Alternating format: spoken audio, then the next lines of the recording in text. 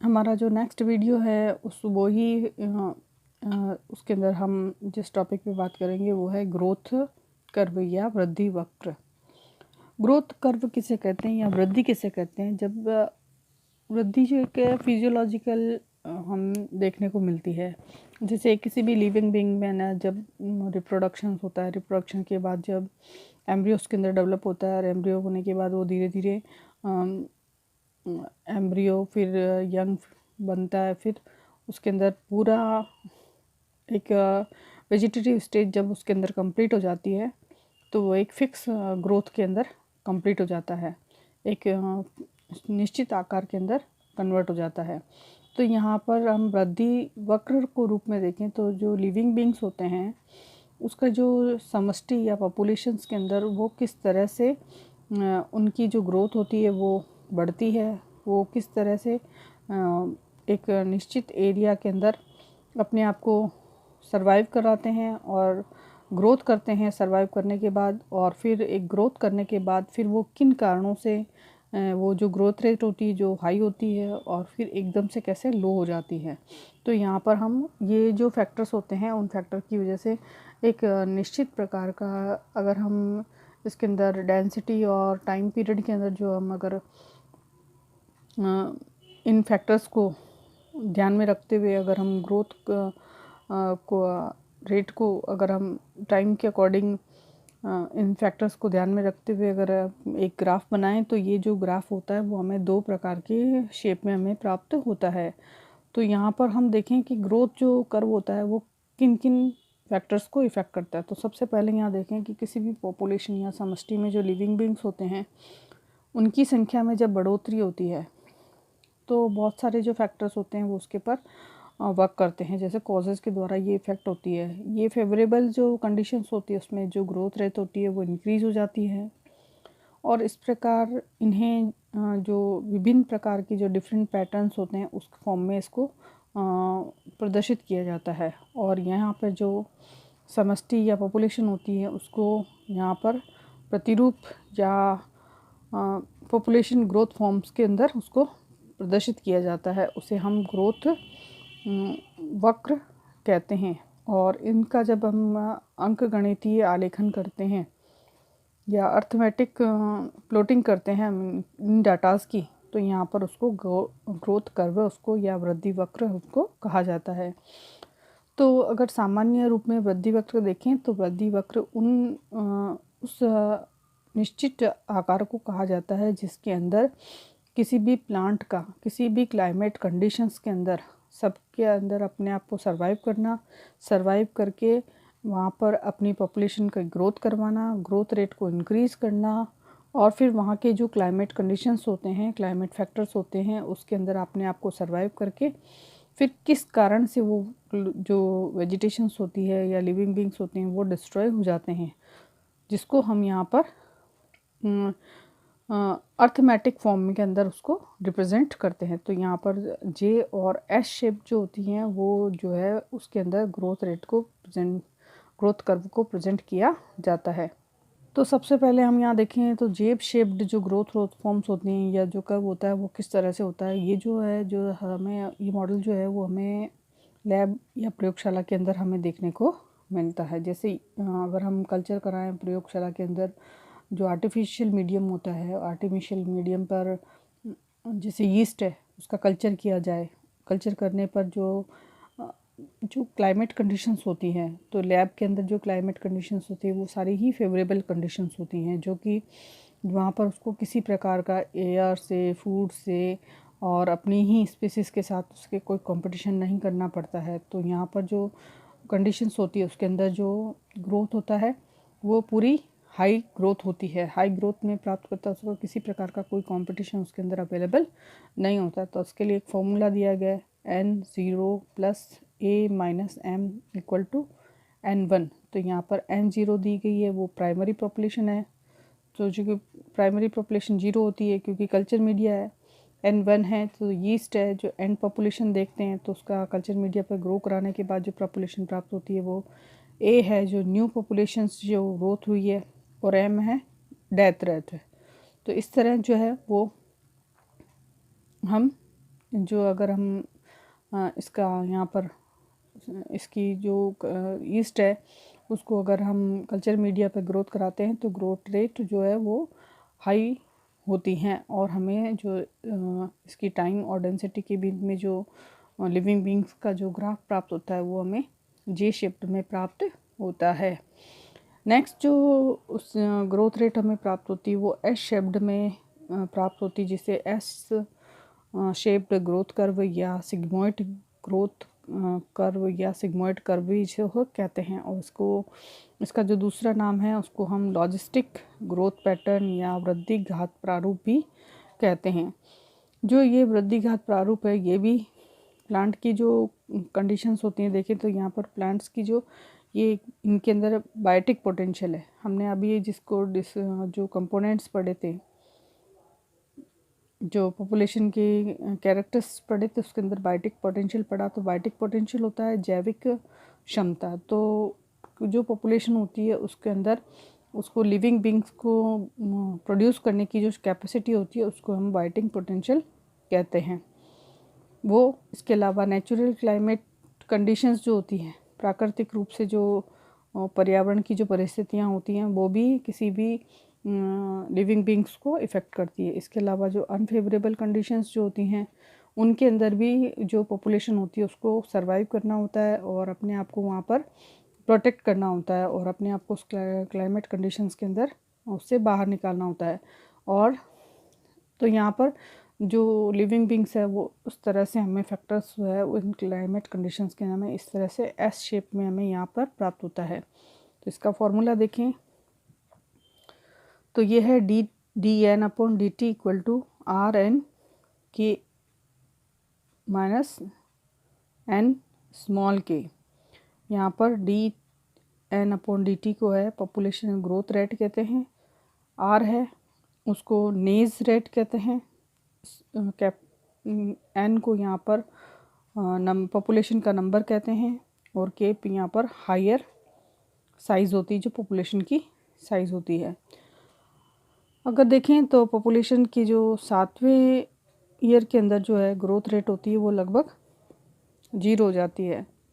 और इसी स्टेज को यहाँ पर एसिम्पटो कहा जाता है, एसिम्प्लेट कहा जाता है, एसिम्प्लेट कहा जाता है।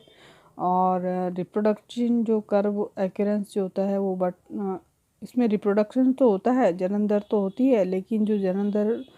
की क्षमता के अंदर जो है वो बर्थ रेट और डेथ रेट जो वो होती है वो इक्वल होने के कारण यहाँ पर हमें सिग्मॉइड वर्ग हमें प्राप्त होता है। सिग्मॉइड वर्ग के अलावा एक दूसरा जो पॉपुलेशन को इफ़ेक्ट करता है वो है इकोलॉजिकल एम्पलीट्यूड। पारिस्थितिकी आयाम। पारिस्थितिकी आयाम एक ऐसे कॉन्सेप्ट को कहा जाता है जिसके अंदर किसी भी जो स्पीसीज़ होती है वो एनवायरमेंटल कंडीशंस के अंदर जो डिफरेंट टाइप्स का जो फैक्टर्स होते हैं वो फेवरेबल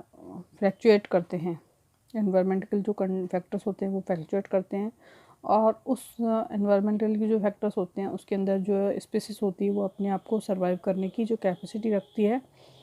उसको यहाँ पर हम इकोलॉजिकल एम्पलीट्यूड या पारिस्थितिकी आयाम कहते हैं। यहाँ पर अगर इसको सिंपल वर्ड में कहा जाए तो यहाँ पर जो भी लिविंग बींग्स होता है, जो चाहे प्लांट है चाहे एनिमल्स है, वो किसी भी क्लाइमेट के अंदर अगर रह रहा है तो क्लाइमेट चाहे फेवरेबल कंडीशन है चाहे क्लाइमेट की अनफेवरेबल कंडीशन है, फेवरेबल कंडीशन है तो वो प्लांट उस समय बहुत अपनी डेवलप हो जाएगा, लेकिन अनफेवरेबल कंडीशन में प्लांट का स्वयं को प्रोटेक्ट करना और उन परिस्थितियों से में भी खुद को सरवाइव करना की जो कैपेसिटी होती है उसको हम यहाँ पर ये उसकी खुद बायोलॉजिकल एप्टीट्यूड होती है, बायोलॉजिकल कैपेसिटी होती है, जैव क्षमता होती है, जिसके कारण जो लिविंग बींग्स होता है या जो पॉपुलेशन होती है वो पारिस्थितिकी आयाम के अंदर खुद को सरवाइव करने की क्षमता बनाए रखती हैं। अब इसको हम यहाँ देखें तो ये जो इकोलॉजिकल एप्टीट्यूड है ये हायर या लोअर जो कंडीशंस होती है उसमें जो जीवन यापन करने के लिए जो जाति है होती है उसमें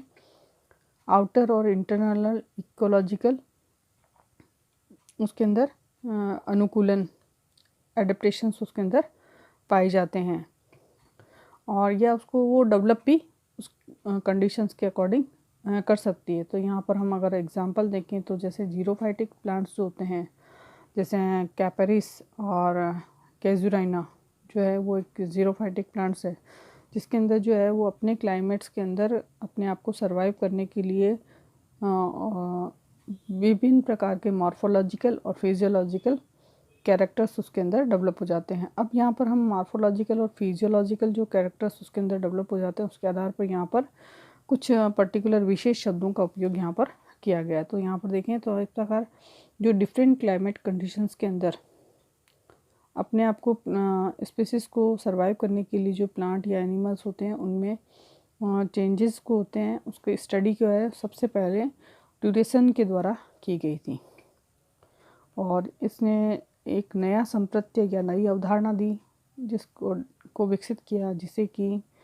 जीन पारिस्थितिकी या जीनिकोलॉजी कहा जाता है। और स्पीसीज़ के जो डिफरेंट मॉर्फोलॉजिकल यानी आकारिकी फॉर्म्स यहाँ पर देखने को मिलते हैं जिन्हें पारिस्थितिकी प्रारूप या परिप्रारूप या इकोटाइप्स कहते हैं और जिन्हें पारिज या इकेड्स या इकोफेंस भी कहा जाता है। तो यहाँ पर देखें हम सबसे पहले तो इकेड्स या इकोफेंस क्या है, पारिज क्या है। तो वे जो डिफरेंट क्लाइमेट्स में जो ग्रुप्स ग्रो कराने पर प्लांट्स अगर जो वेराइटी होती है प्लांट की जो विभिन्न जातियाँ होती हैं उनको अलग अलग क्लाइमेट कंडीशंस के अंदर ग्रो कराया जाए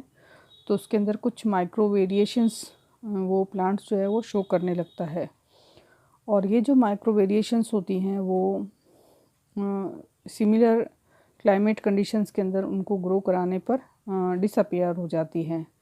तो इन जो वेरिएशंस जो होती हैं ये जो वेरिएशन होती है वो फिक्स्ड वेरिएशंस नहीं होती हैं। जैसी क्लाइमेट कंडीशंस होती हैं प्लांट के द्वारा उन क्लाइमेट कंडीशंस के अपने आप को उन क्लाइमेट कंडीशन में अपने आप को सर्वाइव करने के लिए कुछ वेरिएशंस को है वो मॉर्फोलॉजिकली रूप में डेवलप कर लिया जाता है। तो यहाँ पर ये जो चेंजेस होती हैं या जो वेरिएशंस होती है प्लांट के अंदर जेनेटिकली नहीं होती हैं। तो जब उन्हीं प्लांट को वापस नॉर्मल कंडीशंस के अंदर अगर ग्रो करवाया जाता है तो ये सब जो वेरिएशंस जो होती हैं वो प्लांट ने डेवलप की थी वो डिसअपियर हो जाती है। तो इस प्रकार का जो फिनोमिना होता है उसे हम यहाँ पर इस फिनोमिना के अंदर जो है अगर हम देखें तो ये वेरिएशंस ख़त्म हो जाती है। इस प्रकार ये जेनेटिकल कैरेक्टर्स के अंदर दिखाई नहीं देती, केवल क्लाइमेट कंडीशंस के अंदर ही दिखाई देती है। तो ये जो कंडीशंस होती हैं या ये जो चेंजेस होते हैं वो रिवर्सिबल होते हैं, मतलब कंडीशंस के हटते ही वो पुनः अपनी वास्तविक स्थिति में शो हो जाते हैं या प्रदर्शित हो जाते हैं। इसका एग्जांपल है जैसे यूफोर्बिया हिट्रा प्लांट है उसको दो कंडीशंस के अंदर ग्रो करवाया गया है। जैसे एक कंडीशन थी जिसके अंदर दो वेराइटीज़ है यूफोर्बिया की जिसके अंदर एक कंडीशन के अंदर ड्राई और हार्ड सॉइल थी। उसके अंदर प्लांट को जब ग्रो कराया गया तो वो प्लांट जो है वो पोस्टेड फॉर्म में शान आकार में डेवलप होता है। लेकिन दूसरी जो वैरायटी थी इसी की जो यूफोर्बिया को दूसरी कंडीशंस के अंदर ग्रो किया जिसके अंदर जो है जो